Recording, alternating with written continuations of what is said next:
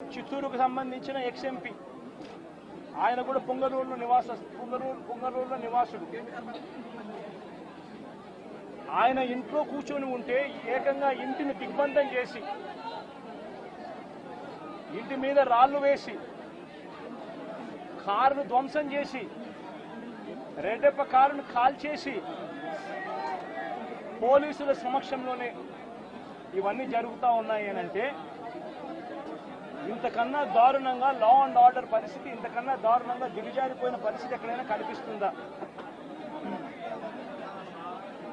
దొంగ కేసులు పెడతా ఉన్నారు, పోలీసులను ప్రేక్షక పాత్రగా పోషించే కార్యక్రమం చేయిస్తా ఉన్నారు. చివరికి ఏ స్థాయిలోకి లా అండ్ ఆర్డర్ వెళ్ళిపోతా ఉంది అంటే లా అండ్ ఆర్డర్ గురించి పట్టించుకునే పరిస్థితిలో పోలీసులు ఎవ్వరూ లేరు. లా అండ్ ఆర్డర్ ఏ స్థాయిలో వెళ్ళిపోతా ఉందనంటే చివరికి అమ్మాయిల మీద అత్యాచారాలు జరుగుతూ ఉన్నాయి, పోలీసులు ఎవరూ పట్టించుకోవడం లేదు. అగత్యాలు జరుగుతూ ఉన్నా కూడా ఎవరు పోలీసులు పట్టించుకోవడం లేదు. పట్టించుకోవాల్సిన అవసరం ఏముంది? చంద్రబాబు నాయుడు పట్టించుకోవద్దని చెప్తా ఉన్నాడు కదా అని చెప్పి వదిలేసిన పరిస్థితులు. నేను అడుగుతా ఉన్నా, ఇదే గతంలో వైఎస్ఆర్సీపీ ప్రభుత్వం ఉన్నప్పుడు ఏ రోజు కూడా తెలుగుదేశం పార్టీ వాళ్ళని చంపండి, తెలుగుదేశం పార్టీ వాళ్ళని కొట్టండి, తెలుగుదేశం లబ్ధిదారులకు మేలు చేయకుండా వదిలేయండి అని ఏ రోజు ఇన్స్ట్రక్షన్స్ ఇవ్వలేదు. ప్రతి అక్క చెల్లెమ్మ కూడా బయటికి పోతే తన ఫోన్లో దిశ యాప్ ఉండేది. ఆపదలో ఉంటే 5 సార్లు ఫోన్ షేక్ చేసినా లేదా SOS బటన్ నొక్కితే చాలు పోలీసులు వెంటనే వచ్చి అక్క ఏమైంది అని చెప్పి తోడుగా ఉండే పరిస్థితులు గతం. ఈరోజు పరిస్థితులు ఏమిటి? లా అండ్ ఆర్డర్ పూర్తిగా దిగజారిపోయిన పరిస్థితులు కనిపిస్తూ ఉన్నాయి. ఎందుకు ఈ మాదిరిగా జరుగుతూ ఉంది? కారణం చంద్రబాబు నాయుడు అనే వ్యక్తి తప్పుడు మాటలు చెప్పి, తప్పుడు వాగ్దానాలు చేసి, ప్రజలను మోసం చేసి, ప్రజలకు ఆశ కల్పించి తాను ముఖ్యమంత్రి పదవిలోకి ఎక్కాడు. నేను అడుగుతా ఉన్నాను, ఇదే చంద్రబాబు నాయుడును, ఇదే జగన్ ముఖ్యమంత్రిగా ఉంటే గత 5 సంవత్సరాల పాలన చూడండి. ప్రతి క్వార్టరు ఆ 3 నెలలు అయిపోయిన వెంటనే విద్యా దీవెన మరుసటి క్వార్టర్లో వచ్చేది. ఈరోజు జనవరి, ఫిబ్రవరి, మార్చి క్వార్టర్ విద్యా దీవెన పోయింది.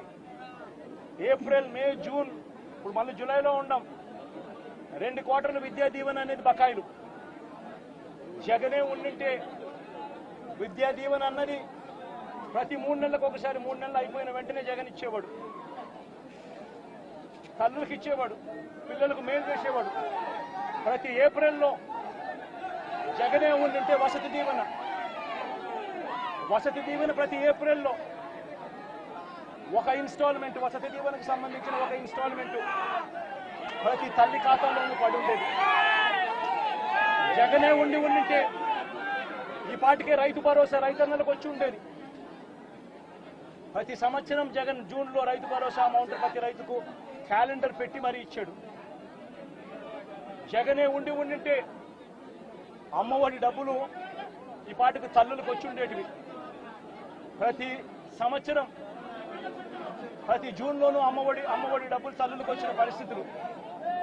జగనే ఉండింటే ప్రతి ఏప్రిల్లో మహిళలకు సంబంధించి, అక్క చెల్లెమ్మలకు సంబంధించిన 0 వడ్డీ డబ్బు ఈ పాటికి వచ్చి ఉండేది. జగనే ఉండింటే మత్స్యకార భరోసా అన్నది ప్రతి ఏప్రిల్ 15 నుంచి జూన్ 15 మధ్యలో క్రమం తప్పకుండా జగన్ మత్స్యకారులకు తోడుగా ఉంటూ మత్స్యకార భరోసా ఇచ్చాడు. నేను అడుగుతా ఉన్నా, ఈరోజు వైఎస్ఆర్ కాంగ్రెస్ పార్టీ లేకపోవడం, చంద్రబాబు నాయుడు చెప్పిన అబద్ధపు మాటలతో ఈరోజు ప్రతి అక్క చెల్లెమ్మ ఎదురు చూస్తూ ఉంది. ఆ రోజు చంద్రబాబు నాయుడు అన్న మాట, జగన్ అయితే కేవలం 15,000 మాత్రమే ఇస్తాడు పిల్లల్ని బడికి పంపిస్తే, చంద్రబాబు నాయుడు అధికారంలోకి వస్తే 15,000 నీకు, 15,000 నీకు, 15,000 నీకు, 15,000 నీకు, 15,000 నీకు. నలుగురున్నారా మీ ఇంట్లో పిల్లలు? 60,000. మళ్ళా ఇంట్లో వాళ్ళ అమ్మను చూపించి నీకు 18,000. ఇవన్నీ మాటలు మాట్లాడి ఈరోజు ప్రతి అక్క అడుగుతా ఉంది. ఎన్నికలప్పుడు నువ్వు చెప్పిన మాట ఏంది? ప్రతి 18 సంవత్సరాలు నిండిన ప్రతి వయసు గల అక్క, 18 నుంచి 59 సంవత్సరాలు గల వయసు గల అక్కకు, అక్క చెల్లెమ్మకు ప్రతి నెల 1,500 ఇస్తానన్నావు. ఈరోజు రాష్ట్రంలో ఓటర్ల జాబితా తెలుసు మీకు. 4,12,00,000 మంది ఓటర్లు ఉన్నారు. ఓటర్ల జాబితా అంటే దాని అర్థం ఏమిటి? దాని అర్థం వాళ్ళందరూ కూడా 18 సంవత్సరాలు పైబడిన వయసు పడిన వాళ్ళనే కదా దాని అర్థము. మరి అందులో 2,10,00,000 మంది అక్క చెల్లెమ్మలు ఉన్నారు, 18 సంవత్సరాలు పైచులకు పడిన వాళ్ళు. ఆ 2,10,00,000 మంది అక్క చెల్లెమ్మలకు పెన్షన్ తీసుకుంటున్న వాళ్ళు కాస్తో కూస్తో కొంచెం పక్కన పెట్టినా కూడా 1,80,00,000 మంది అక్క చెల్లెమ్మలు ఈరోజు మాకు 1,500 ప్రతి నెల ఇస్తానన్నావు. ఏమైంది మా 1,500? మా పరిస్థితి ఏమిటి? నీకు ఓటేసాం, నీ మాటలు నమ్మి అని చెప్పి అడుగుతా ఉన్నారు అక్క చెల్లెమ్మలు. ప్రతి అక్క ప్రతి పిల్లలు అడుగుతా. జగన్మామ ఉన్నప్పుడు క్రమం తప్పకుండా జగన్మామ 15,000 మా అమ్మకి ఇచ్చేవాడు అమ్మఒడి కింద. నువ్వు తల్లికి వందనం అన్నావు. మా ఇంట్లో 9 పిల్లలు ఉన్నారు, 60,000 మా ఇంటికి ఇస్తానన్నావు. ఎప్పుడు ఇస్తావు, ఎందుకు ఇవ్వడం లేదు అని చెప్పి అడుగుతా ఉన్నారు. పిల్లలు అడుగుతా ఉన్నారు, తల్లులు అడుగుతా ఉన్నారు, ప్రతి రైతు అడుగుతా ఉన్నాడు.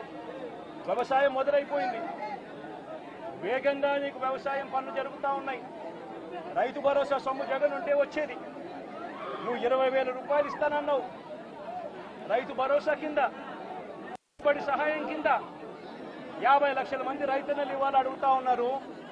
మా పెట్టుబడి సాయం కింద 20,000 ఇస్తానన్నావు, ఏమైందా డబ్బు అని చెప్పి రైతన్నలు ఎదురు చూస్తూ అడుగుతా ఉన్నారు. ఈరోజు అక్క చెల్లెమ్మలు పొదుపు సంఘాల్లో ఉన్న అక్క చెల్లెమ్మలు అడుగుతా ఉన్నారు. ఏప్రిల్లో పొదుపు సంఘాలకు 0 వడ్డీకి సంబంధించిన 0 వడ్డీ డబ్బులు కట్టాలి. మరి ఎందుకు 0 వడ్డీ డబ్బులు మాకు ఎందుకు కట్టడం లేదు అని అక్క చెల్లెమ్మలు అడుగుతా ఉన్నారు. చదువుకుంటున్న పిల్లలు అడుగుతా ఉన్నారు. ఆ అక్క చెల్లెమ్మలు అడుగుతా ఉన్నారు. ఆ పిల్లలు చదివిస్తా ఉన్న అక్క చెల్లెమ్మలు, మా పిల్లలు చదువులు పోతా ఉన్నారు, కాలేజీలు అడుగుతా ఉన్నాయి ఫీజులు కట్టమని చెప్పి.